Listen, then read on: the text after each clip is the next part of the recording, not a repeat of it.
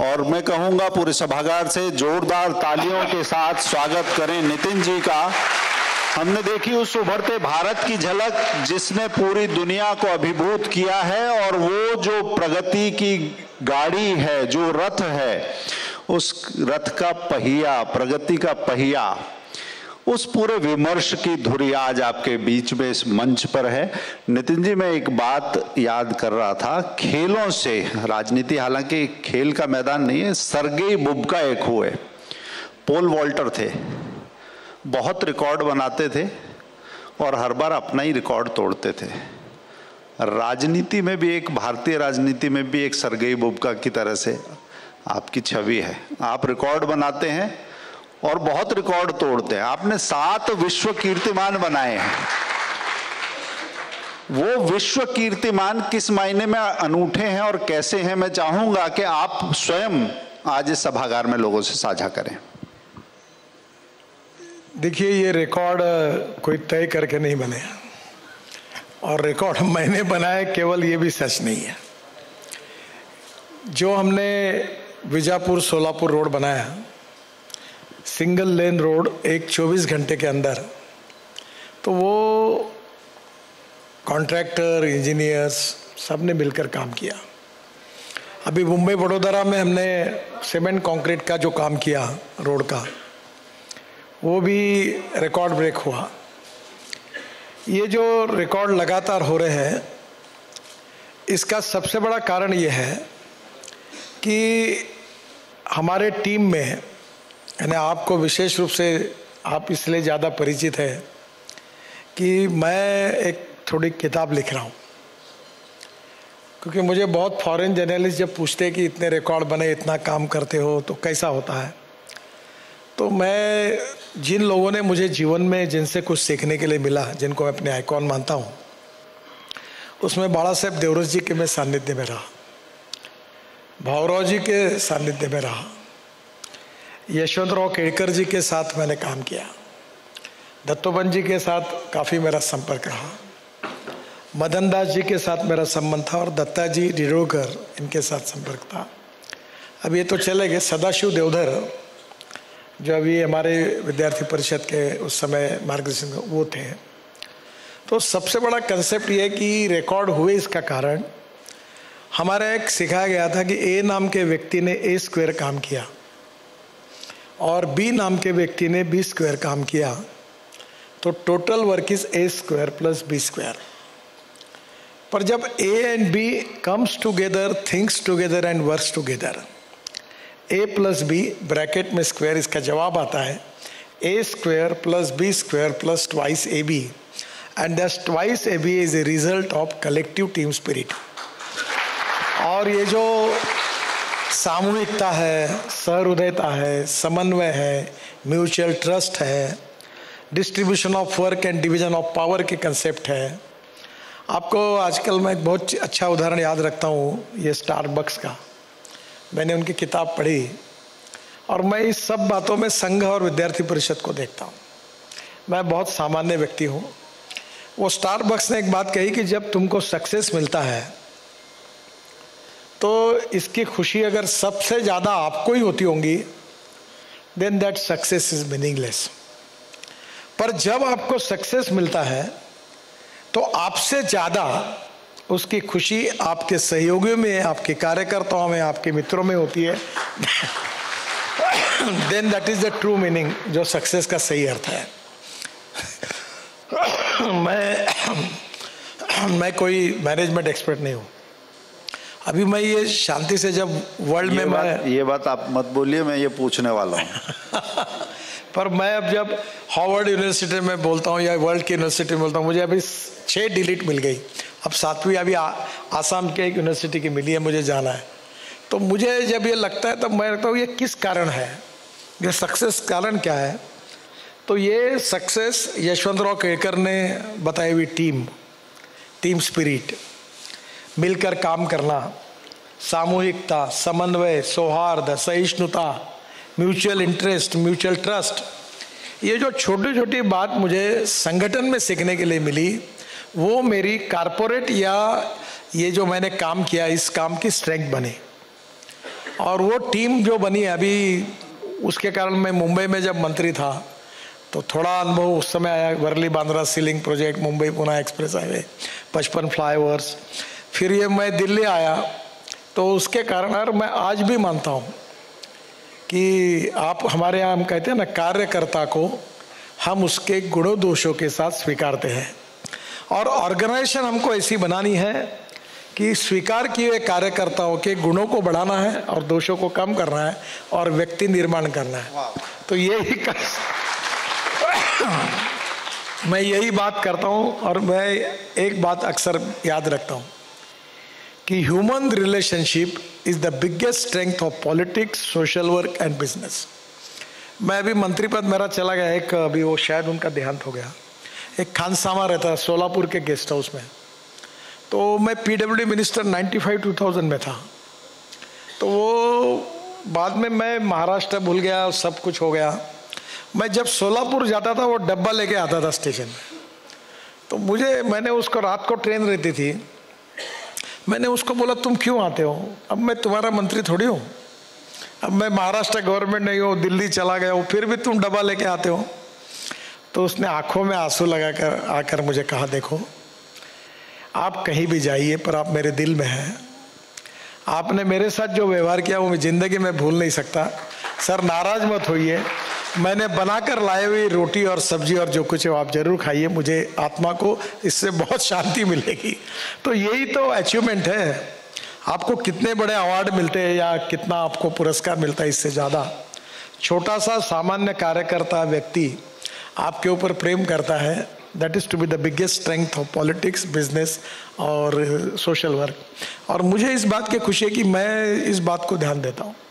मुझे अटल बिहारी वाजपेयी जी ने एक बार बताया था, मैं उनके साथ प्रवास करता था, यंग था, और अटल जी की सभाएं होती थी, उनकी व्यवस्था में रहता था।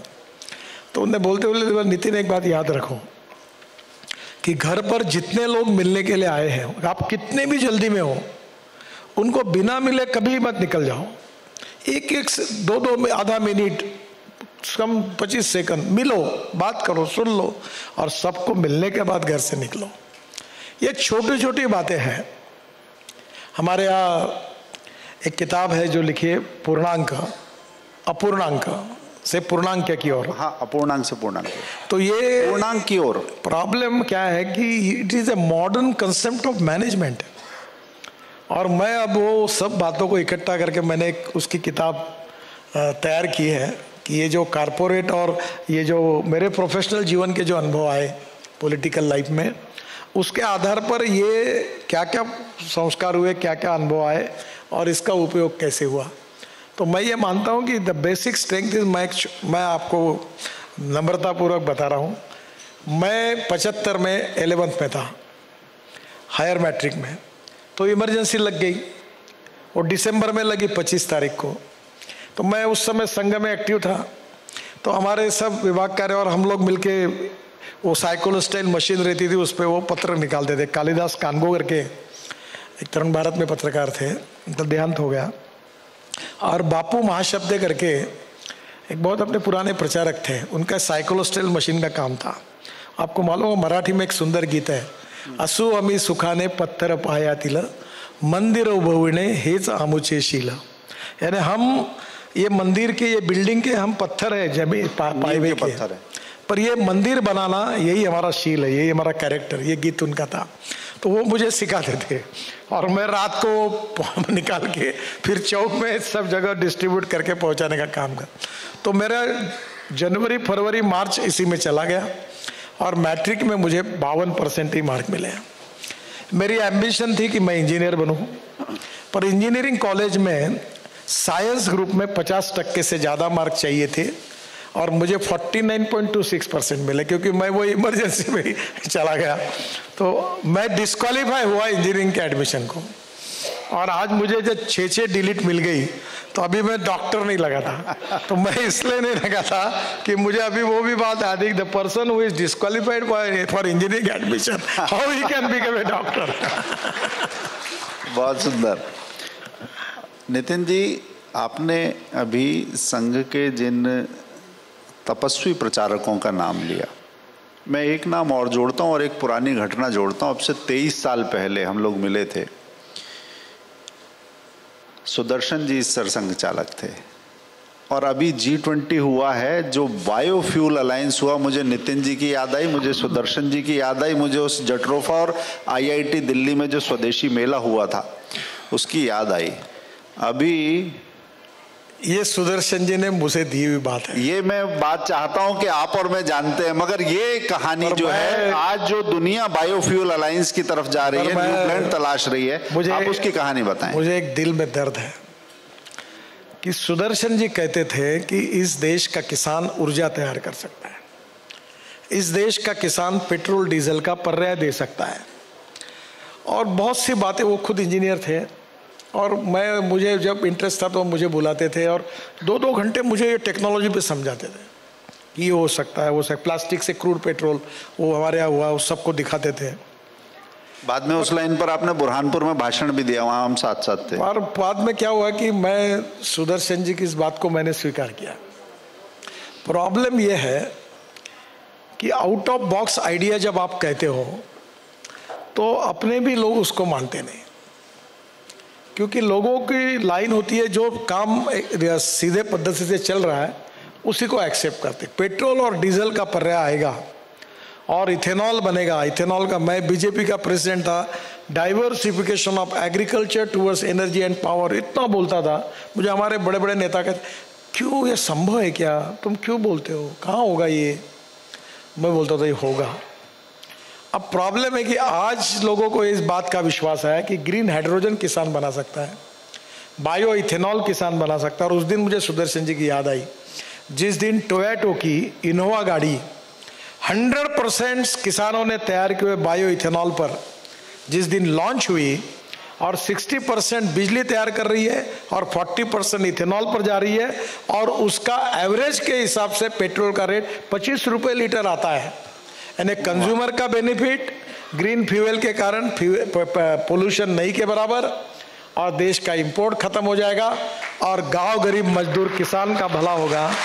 ये जो आइडिया उस समय थी। अब आपको और अच्छी बात बताता हूँ, सुदर्शन जी के लिए ये सही श्रद्धांजलि है कि अभी ब्राज़ील में हमारे एयरफोर्स ब्राज़ील का 22% इथेनॉल एयरफोर्स में फाइटर जेट में डाल रहा है। हमारे अभी पानीपत में इंडियन ऑयल, हम लोग उनके पीछे लगते थे, अभी प्लांट चालू हो गया। परेली जो जलती थी, इस बार देखना है मुझे विंटर में, अब परेली जलती नहीं, परेली में वैल्यू एडिशन हुआ। अब परेली से वो 1 लाख लीटर इथेनॉल बनाते हैं, 150 टन बायो बिटुमिन बनाते हैं, और वो अब बायो एविएशन फ्यूल बना रहे हैं।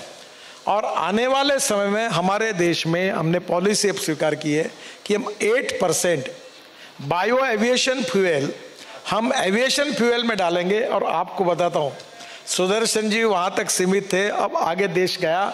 अब आने वाले 2 साल 3 साल के बाद कमर्शियल हवाई जहाज, फाइटर जेट, हेलीकॉप्टर किसानों ने तैयार किए हुए ईंधन पे चलेंगे। वो दिन अब दूर नहीं है। और आप ये स्वदेशी स्वावलंबन की सबसे बड़ी बात है कि 16 लाख करोड़ का इंपोर्ट है। मैं अभी, मुझे लोग पूछते हैं आप इलेक्ट्रिक बोल रहे हैं, हाइड्रोजन बोल रहे हैं, मिथेनॉल बोल रहे हैं, इथेनॉल बोल रहे हैं, बायो CNG, बायो LNG, सबको बोल रहे हैं, तो क्या होगा? मैंने बोला आप चिंता मत करो, आप सब में कितना भी दम होकर आप करेंगे तो भी 16 लाख करोड़ का इंपोर्ट 5 साल में 25 लाख करोड़ का होगा। क्योंकि गाड़ियों की संख्या, ऑटोमोबाइल की ग्रोथ इतनी बड़ी हुई कि जब मैं मंत्री बना, ये मेरे पास ही डिपार्टमेंट है, तब 4.5 लाख करोड़ की इंडस्ट्री थी, आज 12.5 लाख करोड़ की हुई है। पहले हम 7वें नंबर पे थे। यही आत्मनिर्भर भारत है, यही हमारी इकोनॉमिक डेवलपमेंट है। आज हम 3रे नंबर पर है। 2 महीने पहले हमने जापान को पीछे डालकर हम 3रे नंबर पर आए। पहले नंबर पर अमेरिका, दूसरे पर चाइना, तीसरे पर भारत और चौथे पर अब जापान। और आपको मैं बताता हूँ, ये नेशनलिस्ट होने के नाते हमारा ये उद्दिष्ट है और मैं ये मिशन के रूप में मानता हूँ। आज ही मैं ऑटोमोबाइल के कंपनियों के साथ कार्यक्रम में गया था। हमें अब इंडिया को वर्ल्ड का नंबर 1 ऑटोमोबाइल मैन्युफैक्चरिंग हब बनाना है। 4.5 लाख करोड़ युवाओं को रोजगार दिया है। सेंट्रल और स्टेट गवर्नमेंट को सबसे ज़्यादा टैक्स जीएसटी के रूप में देते हैं। 4.5 लाख करोड़ का हमारा एक्सपोर्ट है और आने वाले समय में हम वर्ल्ड के नंबर 1 बनेंगे और दुनिया के सभी car, scooters, truck, tractors Hindustan में बनेंगे और सब देशों में यहाँ से निर्यात होंगे। वो दिन अब दूर नहीं है। मैं मर्सिडीज लॉन्च की मैंने चाकंड में, तो जर्मन से आए थे, उन्होंने कहा नितिन जी अभी हम लोग we are not going for petrol and diesel, 100% अब इलेक्ट्रिक पे जाएंगे। हमारी इलेक्ट्रिक बसेस 5 साल के अंदर दिल्ली में आपको डीजल बस दिखेगी नहीं, इलेक्ट्रिक ट्रक आएंगे। और अभी तो मैं दिल्ली से जयपुर वो केबल, इलेक्ट्रिक केबल डालकर इलेक्ट्रिक हाईवे बना रहा हूं और डीजल बस से 30% टिकट कम करके आप बिजनेस क्लास में बैठकर 1.25 घंटे में जयपुर पहुंचोगे और एयर होस्टेस आपको आएगी, चाय पानी नाश्ता देगी और ऐसी सर्विस शुरू नितिन जी इतना आकर्षक तरीके से बताते हैं कि व्यक्ति बहुत कन्विंस हो जाता है। पिछली बार मैं इतना कन्विंस हो गया कि आपने बोला इलेक्ट्रिक गाड़ी, मैंने इलेक्ट्रिक गाड़ी खरीद ली। पर आपको एक बात बता दूं, नहीं, मैं अभी पूछता हूं कि उसके बाद अभी उसका जो इंफ्रास्ट्रक्चर है और आपके इंफ्रास्ट्रक्चर की कल्पना है, आपने गाड़ी बनाने की बात कही, अभी एक आप इलेक्ट्रॉनिक वाहन का एक हाईवे आप ग्रिड पूरा बना रहे हैं, वो सपना कैसा है? क्योंकि हरी नंबर प्लेट तो दिखने लगी है, मगर हरी नंबर प्लेट के साथ अगर नेटवर्क नहीं मिलता तो चेहरा पीला भी पड़ जाता है। देखिए पहली बात तो ऐसी है कि कल मैं NHAI के चेयरमैन से बात कर रहा था, तो मुझे पैसे कैसे कमाना, जेब में 1 रुपया न होने के बाद भी 10,000 करोड़ का काम कैसे करना, ये मेरे पास कोई ना कोई उपाय होता है। तो उन्होंने मुझे कहा कि साहब मैं जाता हूँ अनेक जगह, अपने रोड पर नेटवर्क ही नहीं आता मोबाइल का। आपने कहा, मैंने बोला एक काम करो, एक जॉइंट वेंचर में कंपनी बनाओ और ये जो टेलीकम्युनिकेशन कंपनी उसको बोलो हमारे रोड पर तुम्हारा टावर खड़ा करो और यहाँ से जितना होगा आधा पैसा तुम्हारा आधा हमारा। अब मैं इलेक्ट्रिक हाईवे भी BOT में बना रहा हूँ, इलेक्ट्रिक हाईवे भी। हाँ, और एक कंपनी आ भी है आगे और मैं पैसे कमाऊंगा उसमें से। देखो आपको एक बात बताता हूँ कि ये मथुरा है, मथुरा में 80 mld स्लज, जो गंदा पानी था टॉयलेट का, मैं वाटर रिसोर्स मंत्री था, मुझे सब अधिकारियों ने कहा ये होगा नहीं। मैंने एक हाइब्रिड एन्युटी में प्रोजेक्ट शुरू किया वहाँ और उसमें जो सीवेज वाटर था वो शुद्ध करके इंडियन ऑयल को बेचने का तय किया। वो साल के 20 करोड़ दे रहे हैं और त्रिवेणी इंजीनियरिंग कंपनी ने टेंडर जीता। 40% सरकार ने दिया, 60% उसने लाया, पानी शुद्ध हो रहा, इंडियन ऑयल यूज कर रही है। वो 25 करोड़ यूपी सरकार को इरिगेशन के पानी के लिए देते थे, उनको 20 करोड़ दे रहे, 5 करोड़ उनका फायदा हो गया। मथुरा का 80 mld गंदा पानी टॉयलेट का शुद्ध हो गया, तो वो भी शुद्ध हो गए और त्रिवेणी इंजीनियर मुनाफा कमा रहा है, तीनों काम हो गए। ये मतलब ये अलग तरह की इंजीनियरिंग है। अच्छा हुआ कि आप इंजीनियरिंग में नहीं गए। आप एक अलग, मैं कहूँ कि रिवर्स इंजीनियरिंग करते हैं। डीजल गाड़ियाँ धुआं बहुत छोड़ती हैं, धुआं बहुत निकालती हैं, तो अपने डीजल व्हीकल मैन्युफैक्चरर्स का धुआं निकाल दिया अभी। आप ये आगे डीजल का कैसा फ्यूचर है, बायोफ्यूल का कैसा फ्यूचर है, हाइड्रोजन की कौन सी जगह है और इलेक्ट्रिक गाड़ियां कितनी चलेंगी? अभी पहले तो मैं डीजल वाले पर बात करना। देखिए डीजल का ऐसा है कि डीजल हजार्डस है।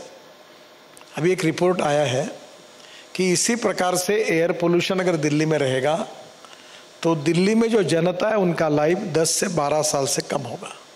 यानी ये कितना संवेदनशील और डेंजरस सब्जेक्ट है आप समझ लो। लोग इसको एहसास नहीं कर रहे हैं और इसलिए डीजल के कारण बहुत समस्या है।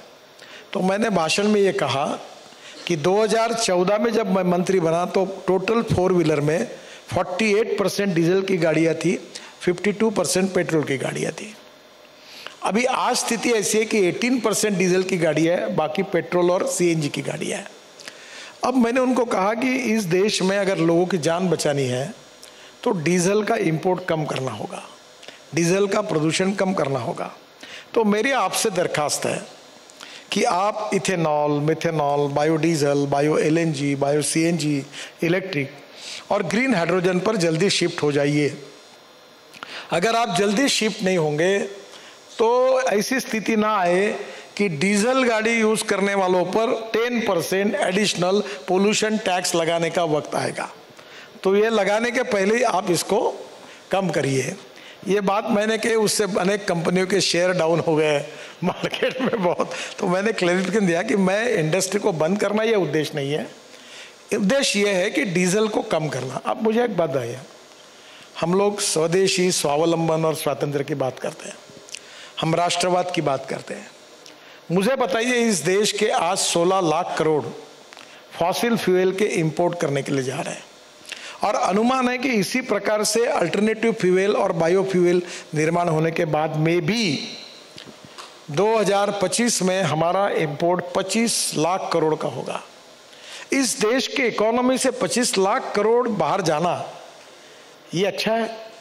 मैं ये मानता हूं कि राष्ट्रवाद और स्वदेशी का सही विचार ये है कि इंपोर्ट को कम करना और एक्सपोर्ट को बढ़ाना। और ethics, economy, ecology and environment, these are the 3 important pillars of the society. एक तरफ इकोनॉमी को डेवलप करना है, दूसरी तरफ value based education, value based परिवार पद्धति, संस्कार जो हम सब काम करते हैं, उसके आधार पर भारत में भविष्य के नागरिक को व्यक्ति निर्माण में संस्कारित करना है। और तीसरी ओर इकोलॉजी और एनवायरनमेंट को प्रोटेक्ट करना है। और इसलिए 2 इंपॉर्टेंट फिलोसॉफी है। One is knowledge to wealth, innovation, entrepreneurship, science, technology, research, skilled and successful practices, we name it as knowledge, and conversion of knowledge into wealth is the future. और दूसरी बात है, no material is waste and no person is waste. It is depending upon the appropriate technology and appropriate vision of the leadership that you can convert waste into wealth. अभी हमने दिल्ली का ring road बनाया UR2, Panipat के बाद शुरू होता ना, उसमें दिल्ली में कचरे के माउंटेन है। अब 7 मीटर वो माउंटेन कम हुआ गाजीपुर का, क्योंकि हमने 30 लाख टन कचरा रोड में डाल दिया। और मैं 2 अक्टूबर में, नहीं, मैं इसे पहली बार आपको एक अच्छी नहीं, मैं आपको इसे अपने तरीके से पूछता हूँ, क्योंकि आपका बताने का तरीका है। मैं जरा राजनेताओं से अलग प्रश्न पूछता हूं। दिल्ली में कचरे की राजनीति है या राजनीति का कचरा है, और आप इसका सड़कों में कैसा इस्तेमाल कर रहे हैं? देखो, दिल्ली में कचरा कहाँ है और कौन कचरा, इसको जाने के बजाय मैं महात्मा गांधी जी का अनुयायी हूँ। मैं स्वच्छता अभियान चलाना चाहता हूँ और कचरे को हटाना चाहता हूँ। आप इसका राजनीतिक अर्थ भी निकाल सकते हैं, आप इसका जो भी अर्थ निकालना हो निकालिए, that is up to you to decide. मैं आपको एक बात बता रहा हूँ, 2 अक्टूबर को मैं एक पॉलिसी डिक्लेयर कर रहा हूँ। गांधी जी के विशेष रूप से हम उनको याद करते हैं कि मैं ऐसी पॉलिसी तैयार कर रहा हूँ कि नगर परिषद में, म्यूनिसिपल कॉरपोरेशन में जहाँ जहाँ कचरा होगा वो पूरा कचरे को हम लोग सेग्रीगेट करेंगे और रोड कंस्ट्रक्शन में यूज करेंगे और देश का कचरा समूल नष्ट करेंगे। आज और एक अच्छी बात हुई, ये राजनीति में एक उद्घोष है कि देश का कचरा समूल नष्ट करेंगे। राजनीति वाले की बात कर रहे हैं, कचरे की बात कर रहे हैं? नहीं, म्यूनिसिपल गार्बेज की बात कर रहा हूं। देखो, राजनीति में किसको कचरा करना और किसको नहीं करना है तो जनता तय करती है। नहीं, यहीं पे अगली बात है कि जिनका कचरा कर दिया वो भी, और जिन्हें सुरखाब के पड़ लगा दिए, जिन्हें मोरपंख लगा दिया वो भी। आपका किसी से खराब संबंध नहीं है, ये मैनेजमेंट का कौन सा मंत्र है? ये कोई मैनेजमेंट नहीं है, मुझे भी आश्चर्य लगता है। देखो, मैं संघ का स्वयंसेवक हूँ, विद्यार्थी परिषद का कार्यकर्ता हूँ। मेरा कन्विक्शन है politics of convenience and politics of conviction, तो मैं पॉलिटिक्स ऑफ कन्विक्शन वाला हूँ। तो मुझे भी, पर मैं एक बात समझाऊं, आप सत्ता और विपक्ष के चक्कर में नहीं पड़ते, राजनीति में आपके संबंध किस तरह? आपको, मुझे आश्चर्य लगता है, 75 मेंबर ऑफ पार्लियामेंट, ओवैसी से लेकर CPM, जितने पार्टी के सब बोले उस दिन। तो मैं उस दिन पार्लियामेंट में नहीं था, तो मुझे ओम बिरला जी का फोन आया।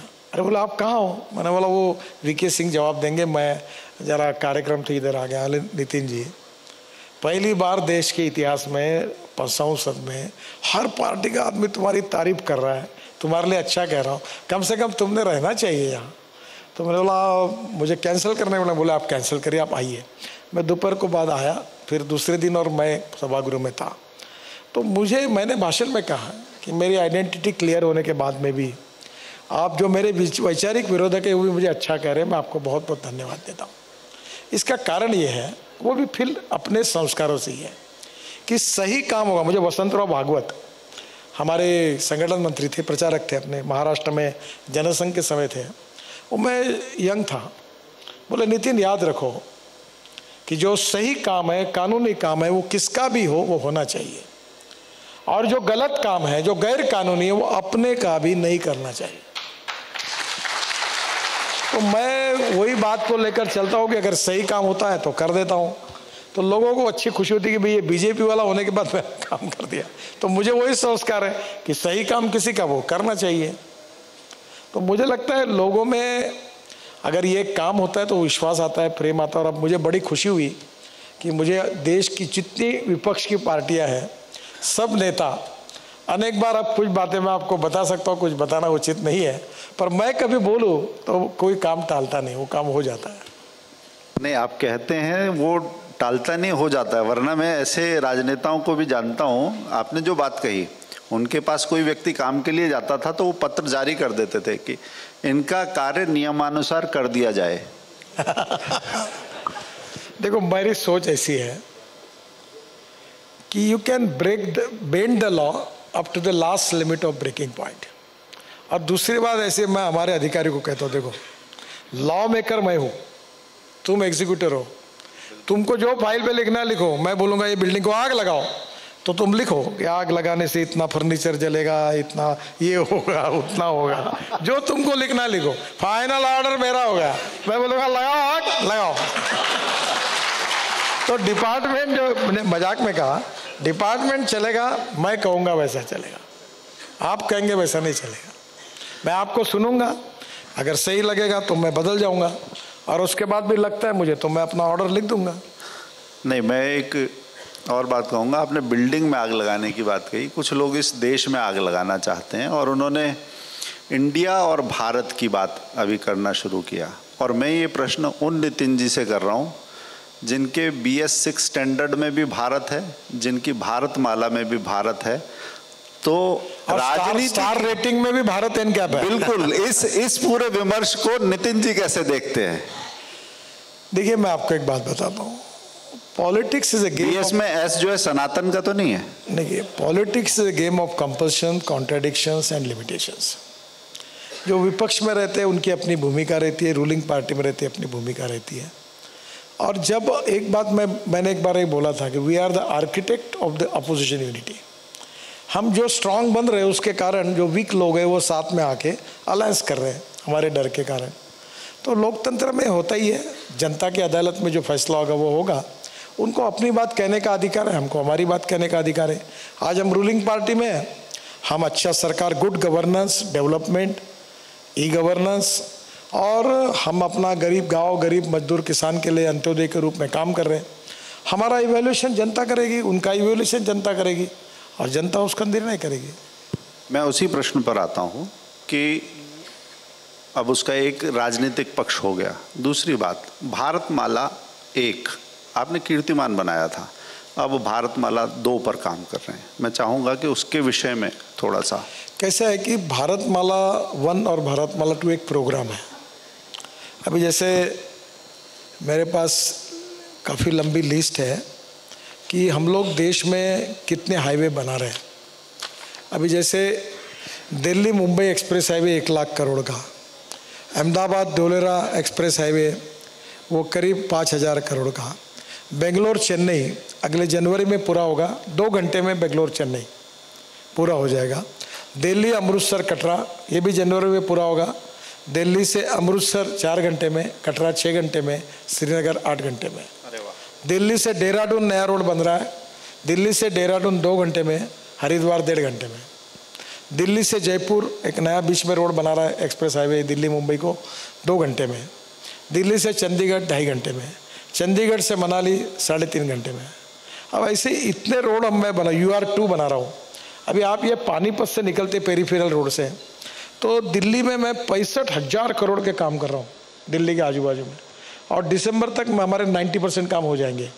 तो ये वहाँ से एयरपोर्ट जाने के लिए 2 घंटे लगते हैं। अब ये UR2 से आप आएंगे तो 15 मिनट में शिव मूर्ति में, और 5 मिनट में एक टनल बन रही पूरी, वो जो शादियाँ होती है वो रोड पर 8 लेन ऊपर 8 लेन नीचे, और वो 24 लेन बन गई है। वहाँ से डायरेक्ट T3 पे टनल जाएगी, तो आप 20 मिनट में एयरपोर्ट जाओगे, 2 घंटे का और 20 मिनट का। और उसी रोड से सीधा द्वारका एक्सप्रेस हाईवे से आप डायरेक्ट दिल्ली मुंबई हाईवे पे जुड़ेंगे। तो ये क्या है कि इतने प्रोजेक्ट्स है, इसकी डिटेल लिस्ट आपको लेके देता हूँ मैं। अरुणाचल, मेघालय, त्रिपुरा, हम जम्मू कश्मीर में केवल जम्मू और श्रीनगर के बीच में हम 18 टनल बना रहे हैं, उसमें से 14 बन गई। अब आपको एक अच्छी बात बताता हूँ जो आपको बहुत अच्छी लगेगी। कश्मीर से कन्याकुमारी, ये हमारे भाषण में हम पोपट जैसा बोलते थे, कश्मीर से कन्याकुमारी, कश्मीर से कन्या, ये बड़ा सबके भाषण में आता था। अब पहली बार मुझे अच्छा लगा कि मनाली से रोहतांग पास जाने के लिए, ये हरपाल सिंह जी बैठे, इन्होंने बहुत अच्छा काम किया BRO में। तो मनाली से रोहतांग पास जाने के लिए 3.5 घंटे लगते हैं। अभी हम 9 मिनट में जाते हैं अटल टनल से। अटल टनल से, हाँ, बहुत अच्छी बना है। अब अटल टनल से हम निकलेंगे तो हम 5 टनल बना रहे हैं, तो हम आएंगे लद्दाख और लेह। लद्दाख और लेह से रोड अच्छा बन रहा है, वहाँ से आएंगे झोजिला, कारगिल के नीचे। वो आशिया की सबसे लॉन्गेस्ट टनल है, 12 किलोमीटर, 70% काम हो गया। उसमें 5000 करोड़ हमने बचाए। उस टनल से बाहर निकलेंगे, फिर जेडमोर टनल आएगी। जेडमोर टनल से बाहर निकलेंगे, फिर श्रीनगर आएंगे। फिर श्रीनगर से जम्मू के रोड पर 18 टनल है, 14 पूरी हो गई, 4 अभी दिसंबर तक हो जाएगी। तो फिर हम आ जाएंगे कटरा, दिल्ली कटरा रोड पर। और कटरा के वो जो जम्मू श्रीनगर रोड पर कटरा का जो जंक्शन है, वहाँ से सीधा हम निकलेंगे, अमृतसर से दिल्ली आएंगे, और दिल्ली से दिल्ली मुंबई हाईवे से सूरत जाएंगे। और सूरत से निकलकर हम नया रोड बना रहे ग्रीन, उसका काम शुरू हो गया। सूरत से नासिक, नासिक से अहमदनगर, अहमदनगर से सोलापुर, सोलापुर से कर्नूल, और काम भी शुरू हुआ 5-6 पैकेज में उधर। और कर्नूल से त्रिवेंद्रम, कोचीन, कन्याकुमारी, चेन्नई, बेंगलोर, हैदराबाद, पूरे साउथ को जुड़ेंगे। और Delhi to Chennai distance 312 kilometre कम होगा। और ये जो रोहतांग पास से शुरू हुआ मनाली से लेकर कश्मीर से कन्याकुमारी तक एक्सप्रेस हाईवे होगा, एक्सिस कंट्रोल, 115-120 किलोमीटर के स्पीड से आप जाओगे। तब मुझे पहली बार लगा कि हम पहले भाषणों में बोलते थे, अब कश्मीर से कन्याकुमारी ये पूरा रोड हमने बना दिया। अब दक्षिण जाने के लिए आपको मुंबई और पुणे जाने की जरूरत नहीं है, आप डायरेक्ट यहाँ से चले जाओगे, 312 किलोमीटर डिस्टेंस भी कम हो जाएगा। वाह, एक आपने जो बात कही उसमें बार बार बहुत गति, एक चित्र मन में कौंधता है। दिल्ली से जयपुर 2 घंटे, मगर उस चित्र के साथ ही कुछ आंकड़े भी मेरे मन में कौंधते हैं। एक्सीडेंट्स, जैसे 5 लाख से ज़्यादा एक्सीडेंट होना, 1.5 लाख से ज़्यादा उसमें मौतें हो जाना, कुल मौतें जो हैं उसमें 11% इसका एक भाग बनता है। ये गति तो आएगी, इंफ्रास्ट्रक्चर बढ़ेगा, मगर वो सड़क सुरक्षा के लिए और ये जो जाने जा रही हैं, इसके लिए क्या कोई विचार है मन में, ये कैसे ठीक हो सकता है? देखिए, पहली बात तो ऐसी है कि ये 10 साल के हमारे बहुत अच्छे कार्यों में ये डार्क एरिया है, मैं उसको स्वीकार करता हूँ। पहली बात ये समझिए कि ये प्रॉब्लम क्या है। Automobile engineering and road engineering, ये 2 कारण हैं। अब ऑटोमोबाइल इंजीनियरिंग में हमने ये जो भारत एनकैप में जो स्टार रेटिंग का किया है, इसके कारण हम इंटरनेशनल स्टैंडर्ड में सिक्योरिटी के सब मेजर्स हमारे इसमें आ गई, सब गाड़ियों में 6 एयरबैग्स आ गई, अब कोई प्रॉब्लम नहीं। ऑटोमोबाइल इंजीनियरिंग में जितने सुधार करने थे उतने हमने लगभग किए। रोड इंजीनियरिंग में भी हमने ब्लैक स्पॉट आइडेंटिफाई के 40,000 करोड़ रुपए खर्चा करके उसको इम्प्रूव कर रहे हैं, गलतियों को सुधार रहे हैं। फिर तीसरी बात है एजुकेशन। रोड सेफ्टी के बारे में बच्चों को सिखा रहे हैं। अभी Amitabh Bachchan, Akshay Kumar free of charge हमारे लिए काम करते हैं एम्बेसडर करके, पर हम काफ़ी कार्यक्रम कर रहे हैं। फिर उसके बाद स्कूल में भी university, college, NGOs, social organisation, इनके साथ भी काम कर रहे हैं। फिर एजुकेशन के बाद इन्फोर्समेंट, हमने नया मोटर सेफ्टी हमारा बिल लाया, लॉ कानून लाया, फाइन बढ़ा दिए, कैमरे, इंटेलिजेंस ट्रैफिक सिस्टम लाई, सब कुछ किया। इन्फोर्समेंट में जो करना था वो किया। इमरजेंसी में हम लोग अब हेलीपोर्ट बना रहे हैं 270, 670 हमारे रोड से एमिनिटीज़ है कि एक्सीडेंट हुआ तो उसको उठा के डायरेक्ट हॉस्पिटल ले जाएंगे। अब ये करने के बाद भी 5 लाख एक्सीडेंट हो रहे, 1.5 लाख मौतें हो रही है, और मरने वाले लोगों में 18 से 34 वयोगट में ये कम से कम 60% यंग लड़के मर रहे हैं। अब इसका कारण बताता हूँ क्या है। जब तक ह्यूमन बिहेवियर और माइंड सेटअप नहीं बदलेंगे, जैसे अभी फॉरेन में आप गए, अगर हम रास्ता क्रॉस करें, दूर से गाड़ी देखती रुक जाती है कि रेड सिग्नल है तो क्रॉस नहीं करना चाहिए, अगर वन वे है तो रॉन्ग साइड नहीं जाना चाहिए, मोबाइल रखकर 2 व्हीलर और 4 व्हीलर पे बात नहीं करनी चाहिए गाड़ी चलाते समय, अगर स्कूटर चला रहे तो हेलमेट पहनना चाहिए। प्रॉब्लम ये है कि कानून के प्रति डर भी नहीं और सम्मान भी नहीं, ये हमारी बहुत बड़ी वीकनेस है। और अभी परसों ये दिल्ली मेरठ पर एक्सीडेंट हुआ कि एक एसयूवी से 6-7 लोग आ रहे थे और एक school bus wrong way, one way गलत तरीके से जा रही थी और वो वायलेट कर रही थी और उनका एक्सीडेंट होगा और 6 लोग मर गए। तो मुझे लगता है कि लोग जब तक कानून का पालन नहीं करेंगे, कानून के प्रति सम्मान नहीं रखेंगे, ये जो ह्यूमन बिहेवियर है ये बदले बिना ये बदलेगा नहीं। और ये बदलने के लिए मीडिया का, NGOs का, एजुकेशन इंस्टीट्यूशन का, सबका सहयोग लगेगा, सोशल ऑर्गेनाइजेशन का लगेगा। और अभी जो बच्चे कल के नागरिक हैं उनको बचपन में ही हम कुछ कोर्सेज दे रहे हैं, कुछ उनके लिए ट्रैफिक पार्क बना रहे हैं, हम बहुत कार्यक्रम भी कर रहे हैं, निबंध स्पर्धा करते हैं कि भाई रूल्स ऑफ द रोड। अभी ये बड़ी बड़ी कंपनियां ट्रक ड्राइवर के लिए कि कैसे पालन करना चाहिए, लेन डिसिप्लिन का पालन नहीं करते, जिसके कारण अनेक बार एक्सीडेंट होते हैं कि जो सबसे बड़ी ट्रक और बस है वो लास्ट लाइन में चलेगी, वो और इसमें घुसा देता है, किसी को कोई लगता ही नहीं, को कहीं भी गाड़ी घुसा रहा है, कहीं भी उठा रहा, फुटपाथ पर गाड़ी चढ़ा रहा है। तो कहीं ना कहीं ये जो ह्यूमन बिहेवियर है, ये माइंड सेटअप है, ये जब तक बदलेगा नहीं तब तक रुकेगा नहीं। हम कोशिश कर रहे हैं, बहुत कोशिश हमने 9-9.5 साल तक की, अभी भी करेंगे।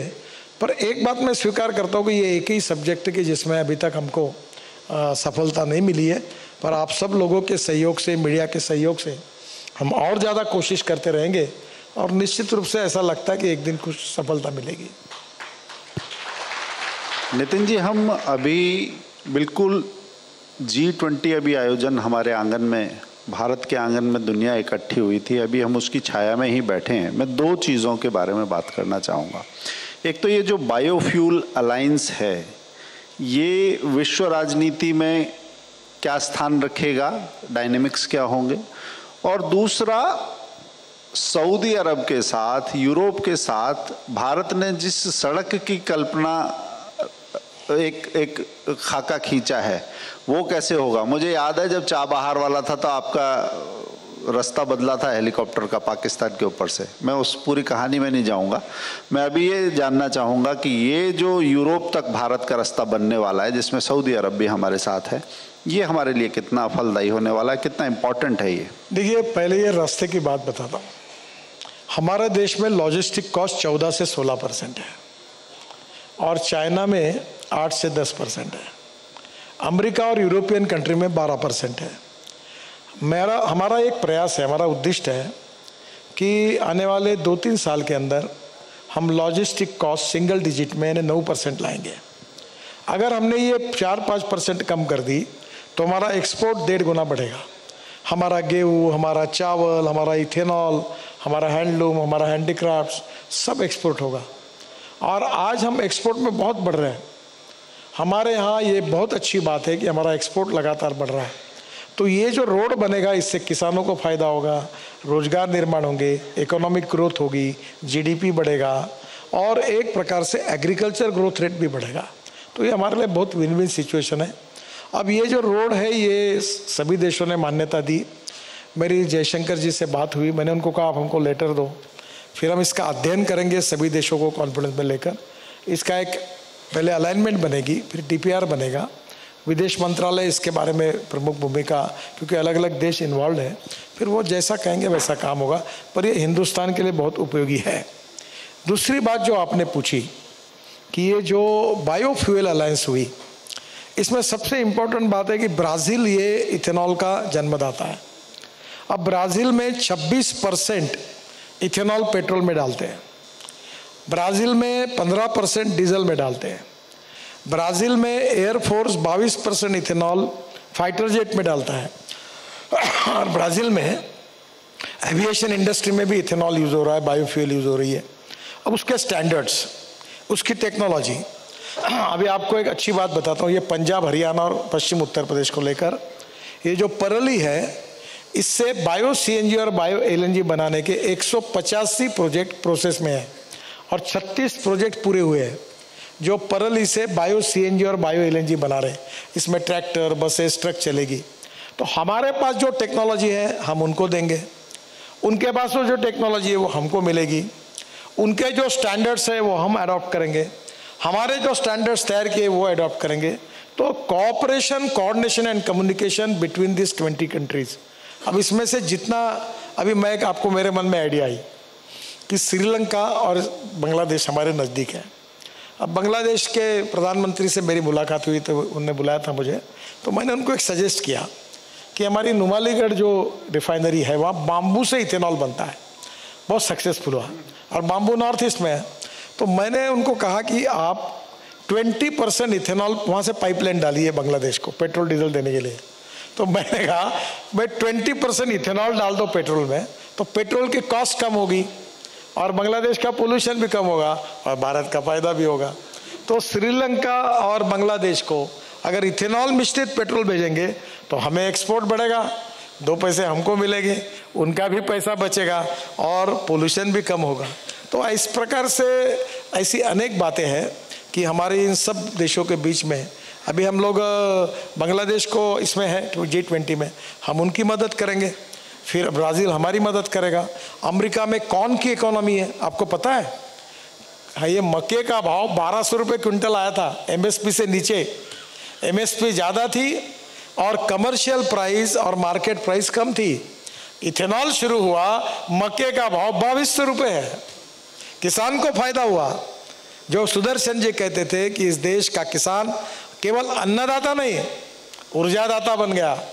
अब बिटुमिन बनने शुरू हुआ, मैं तो चाहता हूँ बिटुमिन किसान बनाएगा, और अब किसान बिटुमिन दाता, अन्नदाता और ऊर्जादाता नहीं, तो वो एविएशन फ्यूल, हवाई ईंधन बनाने वाला दाता बनेगा। ये हमारा विजन है और ये निश्चित रूप से पूरा होगा। अरे वाह। एक, जब मैं आपसे मिलने गया तो पहले भी आपके पीछे जॉन एफ कैनेडी का एक सूक्ति लगी रहती थी, American roads are not good because America is rich, but America is rich because American roads are good. तो ये सूक्ति आपके मन में, आपके काम में दिखाई देती है, मगर सड़कों के मामले में हम विश्व के नंबर 1 देश कब होंगे? देखिए, अभी हमने IIM बेंगलोर से एक अध्ययन किया है कि भारतमाला 1 में हमने जहाँ रोड बनाए हैं वहाँ की जनता का, किसानों का और सबका उत्पादन ग्रोथ कितनी बड़ी है, 8% है। रोड बनाने से ग्रोथ बढ़ती है, और इसीलिए जॉन एफ कैनेडी जी ने कहा था कि American roads are not good because America is rich, but America is rich because American roads are good. The prosperity is coming from the road. तो मुझे लगता है कि रोड से काफ़ी फायदा होगा। दूसरी बात, सबसे इम्पॉर्टेंट चीज़ है कि हमारा प्रदूषण। अगर आप मुंबई से पुणे पहले जाते थे, जब मैं मंत्री था, 9 घंटे लगते थे और खंडाला लोनावाड़ा में गाड़ियाँ बंद पड़ती थी, अब 2 घंटे में आते हैं। तो पेट्रोल डीजल कम हो गया। तो कार्बन डाइऑक्साइड, हमने नए रोड बनाने से उसके पोल्यूशन कितना कम हुआ, तो करोड़ों टन ऑफ CO2 उसका इमिशन कम हुआ। अब प्रधानमंत्री जी ने कहा है कि 2070 को हमको कार्बन न्यूट्रल देश बनना है। तो एक तरफ फ्यूल में बदल करेंगे और पेट्रोल डीजल में एवरेज ज़्यादा मिलेगा, प्रदूषण कम होगा, तो निश्चित रूप से हमारा देश 2070 में अगर कार्बन न्यूट्रल बनेगा तो कितना अच्छा होगा। हमारे यहाँ डॉक्टर के पास जाने की ज़रूरत नहीं पड़ेगी।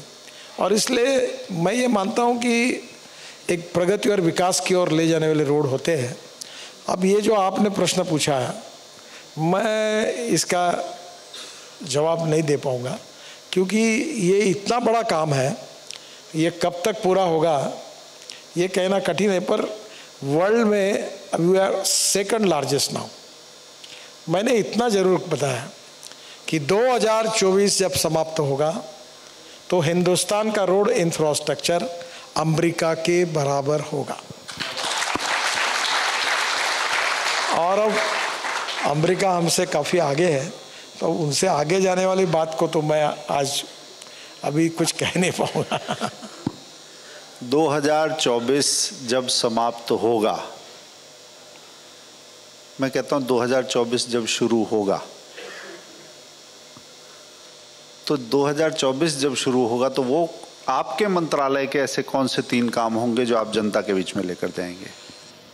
देखिए, मैं आपको ये सवाल बहुत बार मैं दे चुका और जो मेरे मन का है कि मैं जब महल में रहता था अपने कार्यालय के पास, वो तिलक पुतले पे जाते थे, वो साइकिल रिक्शा में बैठते थे और वो आदमी को धोने का काम होता था। हमारे स्क्वायर पर तिलक पुतले में मैं उतर जाता था और बेचारा खींचता था। तब से वो मेरे मन में एक बहुत वेदना थी। दीनदयाल उपाध्याय जी ये कहते थे कि जब तक ये बंद नहीं होगा तब तक मानवता के आधार पर हम कह नहीं पाएंगे कि हमने कुछ किया है। डॉक्टर राम मनोहर लोहिया जी कहते थे कि मैं कभी ज़िंदगी भर इसमें बैठूंगा नहीं। और हमारे देश में करीब 1.25 से 1.5 करोड़ ये आदमी को धोने वाले साइकिल रिक्शा या आदमी के रिक्शे थे, और 50 लाख कम से कम 1 क्विंटल का 2 क्विंटल का बोरा लेकर वो साइकिल पे चलाने वाले साइकिल रिक्शा थे। पर मुझे सबसे बड़ा काम अगर कोई हुआ है तो 2014 में आने के बाद मैंने मैकेनिक्स ड्रिवन ई रिक्शा लाया और सुप्रीम कोर्ट तक लड़ा, और आज देश में लगभग नहीं के बराबर है। आपको साइकिल रिक्शा नहीं दिखता, आदमी को धोने वाला रिक्शा नहीं दिखता। इन 2 करोड़ लोगों को मानवता के आधार पर ये जो नया जीवन जीने का स्वातंत्र मिला है, that is to be great achievement of my life. वही मैं मानता हूँ कि वो सबसे अच्छी है। बाकी tunnel, bridges, express highways, Worli Bandra, Zojila tunnel, ये तो है, पर ये गरीब आदमी के लिए जो अंत्योदय की जो बात, सामाजिक आर्थिक चिंतन हमारा उद्दिष्ट है, उसमें 2 करोड़ लोगों को मानवता के आधार पर ये जो नया जीवन मिला है मैकेनिक्स ड्रिवन ई रिक्शा ने, that is to be a great satisfaction for me. ये मेरे जीवन का सबसे बड़ा काम है। बहुत महत्वपूर्ण बात है। मैं एक, आपके संबंध सबके साथ अच्छे हैं, तो ये 2 करोड़ लोग आए हैं, कुछ थोड़े से लोग बंगाल में अभी भी इस काम में, कलकत्ता में हैं, और जैसे घोड़े को जो इंजेक्शन लगते हैं बीमारियों से बचाने के कि पैर में कोई चोट ना लगे, वही इंजेक्शंस उन लोगों को भी लगते हैं। तो आपके सबके अच्छे संबंध हैं, आप इस बारे में थोड़ी ममता जी से बात करेंगे? मेरी जानकारी ऐसी है, मेरे पास चित्र हैं उनके कुछ। हाँ, अभी लगभग नॉर्थ ईस्ट में, झारखंड में, बिहार में और बंगाल में भी ये लगभग नहीं के बराबर है, और कई होंगे। तो अब सरकार ने इसके लिए ई रिक्शा की स्कीम बनाई है, और उसमें क्वालिटी को, दिल्ली में ज़रा क्वालिटी गड़बड़, मैंने एक बार डटाया उनको सबको, मैंने बोला ये ऐसे, मैंने उनको अलाउ किया है कि वो बजाज का चक्का लाते, हीरो का एक्सल लाते। इस पर झगड़ा हुआ सुप्रीम कोर्ट तक, क्योंकि ISI स्टैंडर्ड के पार्ट्स तो उनके हैं। तो मैंने कहा क्वालिटी के साथ कॉम्प्रोमाइज़ मत करिए। मैं एक बार भी वेरीफाई करूँगा। और बैंकों ने मुद्रा योजना में इन सबको लोन दिया है। और आपको एक अच्छी बात बताता हूँ,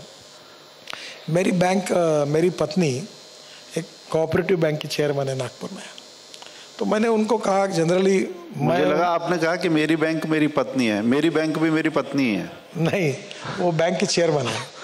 तो मैंने उसको कहा कि ई रिक्शा को फाइनेंस करो, तो उसने मुझे कहा तुम्हारी राजनीति तुम्हारे पास रहने दो, हमारा पैसा डूबेगा। तो मैंने कहा देखो, मैं राजनीतिक नहीं कर रहा, तुम ट्राई करके तो देखो। तो उन्होंने 50 ई रिक्शा को फाइनेंस किया, सब रेगुलर पैसे देने लगे। अब उन्होंने 650 लोगों को फाइनेंस किया, सब रेगुलर पैसे देने लगे। और मेरा विश्वास है अब लड़कियां भी, जैसे लड़के तो रिक्शा चलाते थे, अब लड़कियां भी ई रिक्शा चलाने लगी है, और एक ई रिक्शा वाला 800 से 1000 रुपये रोज कमा रहा है। यानी ये 2 करोड़ गरीबी की रेखा के नीचे जीने वाले। और दूसरी बात और एक है कि मैक्सिमम 70% लोग शेड्यूल कास्ट और माइनॉरिटी कम्युनिटी के हैं, और आज उन लोगों को एक नया जीवन मिला है। ये निश्चित रूप से हमारी सरकार के लिए और हमारे लिए बहुत बड़ी उपलब्धि है। धन्यवाद नितिन जी। आपके साथ संवाद हमेशा बहुत रुचिकर होता है, बहुत सारी जानकारियां आती हैं और सबसे बड़ी बात कि वो बहुत पारदर्शी होता है, आप खुल के बोलते हैं। मुझे लगता है आज इस सभागार में सभी श्रोताओं को बहुत सारी जानकारियां भी मिली होंगी, मगर इस संवाद से एक उत्साह भी मिला होगा। थोड़ा आपको कहूँगा ग्रीन हाइड्रोजन के लिए थोड़ा कहिए। देखिए फ्यूचरिस्टिक विजन आप हैं तो फिर वो आह्वान आपकी तरफ से ही आना चाहिए। मैंने तो कहा कि अब एक्चुअली मैं किसके पीछे है। आज मैं हाइड्रोजन की कार में आना चाहिए था, मैं इलेक्ट्रिक कार में आया हूँ। देश की हाइड्रोजन की पहली कार मेरे पास है, लॉन्चिंग से पहले है। तो उसका नाम है मिराई। मिराई ये जापानी वर्ड है, उसका अर्थ होता है future. Futuristic technology, futuristic vision और फ्यूचरिस्टिक प्लान, ये बहुत इम्पोर्टेंट है। और ये जो फ्यूचरिस्टिक प्लानिंग में आज हम ऊर्जा को आयात करने वाला देश है, और राष्ट्रभक्त और नेशनलिस्ट लोगों ने अब संकल्प करना चाहिए कि ऊर्जा को आयात करने वाला नहीं, हम ऊर्जा को निर्यात करने वाला देश बने। बहुत सुंदर। जैसे आज ये पेट्रोल, डीजल और गैस इंपोर्ट कर रहे हैं ना, वैसे हम हाइड्रोजन एक्सपोर्ट करेंगे। स्टील इंडस्ट्री, केमिकल, फार्मास्यूटिकल हमारे हाइड्रोजन पे चलेगी। गाड़ी चलेगी, ट्रक चलेगी, बसेस चलेगी, हवाई जहाज चलेंगे। और ये हाइड्रोजन देश का किसान बनाएगा, एक सोलर पैनल लगाएगा अपने रूफटॉप सोलर गोडाउन में, एक इलेक्ट्रोलाइजर में we are number 1 in the world manufacture of electrolyser. और इलेक्ट्रोलाइजर से पानी से हाइड्रोजन निकलेगा, उसका गैस स्टेशन होगा, ट्रक बसेस में वो हाइड्रोजन भरेगा और हाइड्रोजन पे गाड़ी या ट्रक बसेस चलेगी और वो हाइड्रोजन को बचाकर हम दुनिया को एक्सपोर्ट करेंगे। जैसे आज सऊदी अरबिया, दुबई, ये देश जब पेट्रोल डीजल आयात कर रहे हैं तो हम हाइड्रोजन निर्यात करने वाला देश बनेंगे। वो हमारे लिए सबसे बड़ा संकल्प होगा और नेशनलिस्ट लोगों में तो हमने पहला करना चाहिए और उसके लिए कोशिश करनी चाहिए। Thank you. बहुत बहुत धन्यवाद नितिन जी। और आपने एक बात में जो किया, उस आप पूरा एक चित्र खींच देते हैं। लखनऊ से बाराबंकी एक बहुत अच्छी सड़क जाती है, मगर वो इतनी अच्छी सड़क फाइनली राम जी के मंदिर अयोध्या ही जाती है।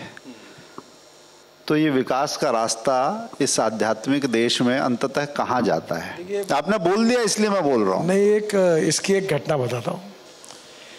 मेरी माँ मरने के 4-6 महीने पहले गाणगापुर गई थी। आपको महाराष्ट्र में अक्कलकोट, गाणगापुर, पंढरपुर, तुळजापुर।